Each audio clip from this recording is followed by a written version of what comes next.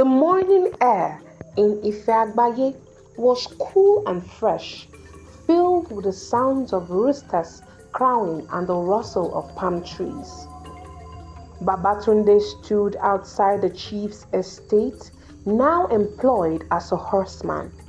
Deep inside, he carried the spirit of Chief Olabanjoko, a fact unknown to those around him. The villagers went about their daily tasks, whispering quietly about the new man at the estate. From her balcony, Yewande watched Babatunde work. There was something about him that reminded her of her late husband, but she couldn't quite place what it was. One evening, Yewande approached Babatunde while he was brushing down a horse. "Who are you really?" she asked, her eyes scanning his face for answers. Babatunde simply replied, "I am just a man drawn here by fate."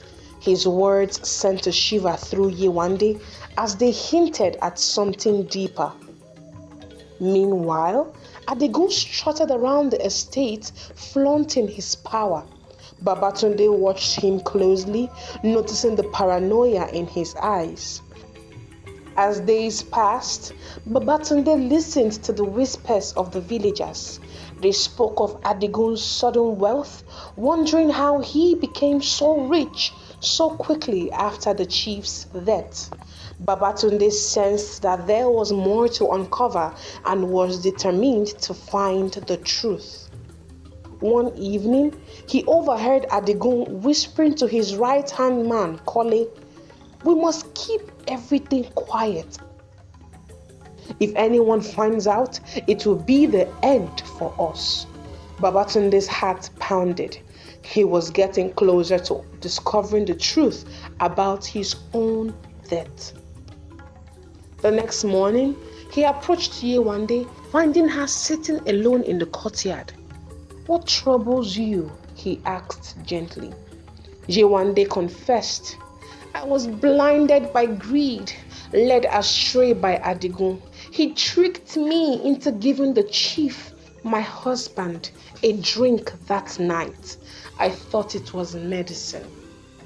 Babatunde's eyes narrowed as he fought the rising anger inside him.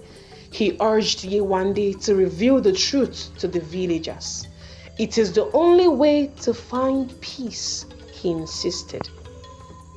Yewande hesitated, but she knew he was right.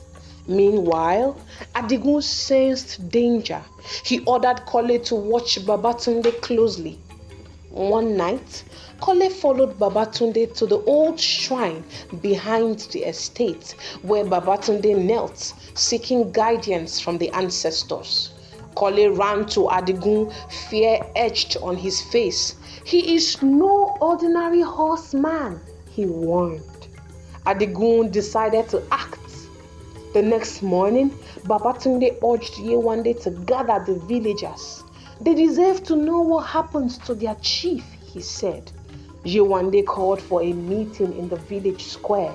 She confessed, "I was part of a scheme that led to Chief Olabanjoko's death." The villagers gasped. Some shouted in anger. Adigun stepped forward shouting, "Lies! She is delusional." Babatunde then stepped into the circle, his voice stronger and clearer. "Enough! The time for lies is over." The villagers went silent, staring at him in shock. Babatunde looked Adigun in the eye. "I know the truth. I was there the night the chief died." Adigun stumbled back, his face turning pale. You cannot be," he stammered. Babatunde nodded. "The ancestors have brought me back to set things right." The villagers cried out, pointing at Adigun. "Arrest him!" they shouted. "He betrayed our chief." Adigun tried to flee, but the villagers blocked his way. The elders stepped forward. declaring Adigun guilty of this crime. Adigun fell to his knees, begging for mercy, but the villagers remained firm. You will face the punishment of what you have done. Bound him and led away, Adigun was taken from the village. The villagers then turned to Babatunde, bowing in respect. Chief Olabanjoko, they whispered, you have returned to save us. Babatunde shook his head. No, he said softly. I came to find the truth and to bring peace, not to rule again. He turned to Yewande, who stood with her head lowered, tears on her cheeks. You must learn from your mistakes, Yewande, he told her. Use your power to help the people. Yewande nodded. I will, she promised. I will spend my life making up for what I have done. Babatunde looked up in the sky, feeling a sense of release. My time here is over, he said quietly. As the villagers watched in awe, Babatunde's body glowed with a soft golden light. The spirit of Chief Olabanjoko rose from him and disappeared into the heavens. Babatunde, now just himself, stood among the people, feeling lighter and free. The villagers cheered, surrounding Babatunde and thanking him for bringing justice to their village.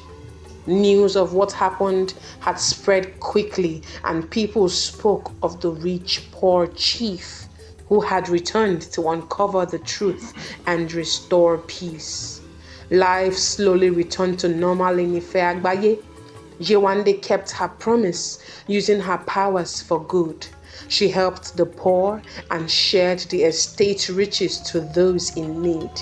Babatunde lived a simple life, finding joy in working in the land and caring for his family.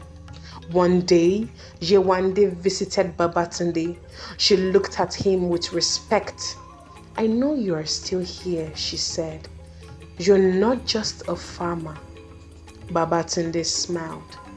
I am who I need to be now, he replied. The past is behind us and the future is in your hands. And as Yewande left, Babatunde felt a deep sense of peace. The village was safe and the truth was known.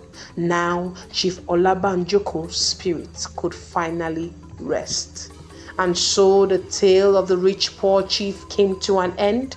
It was told around fires at night, a story of justice, truth, and redemption.